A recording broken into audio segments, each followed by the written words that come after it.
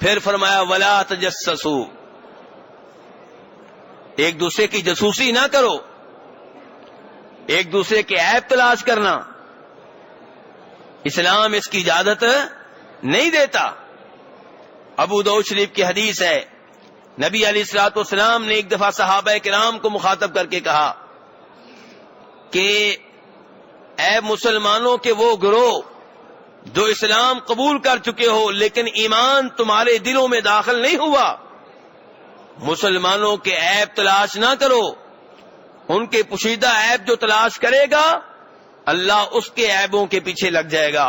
اور جس کے عیبوں کے پیچھے اللہ لگ گیا وہ گھر میں بھی ہوا اللہ اسے ذلیل و رسوا کر کے چھوڑے گا۔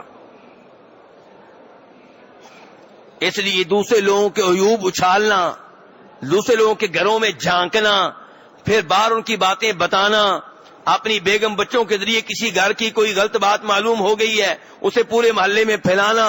مسجد کے نمازیوں کو بتانا،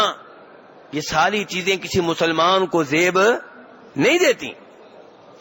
جاسوسی نہیں کرنی، دروازے سے کھڑکی سے جھانکنا کہ اس گھر میں کیا ہو رہا ہے،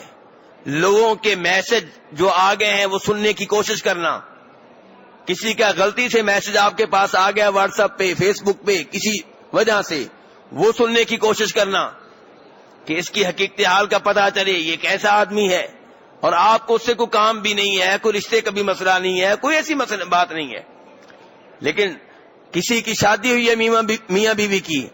ان کے بارے میں معلومات لینا دائیں بائیں سے کہ ان کے تعلقات کیسے جا رہے ہیں، ان کی پہلی رات کیسے گزری ہے، اور عجیب و غریب حرکتیں سننے میں آتی ہیں، لوگ کیمرے رکھ دیتے ہیں تاکہ سب کچھ ریکارڈ ہو جائے۔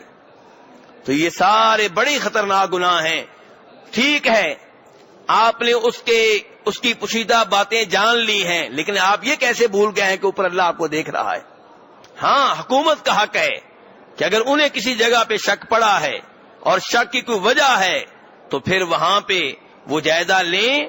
اور معلوم کریں کہ یہاں پہ کوئی برائی تو نہیں ہو رہی۔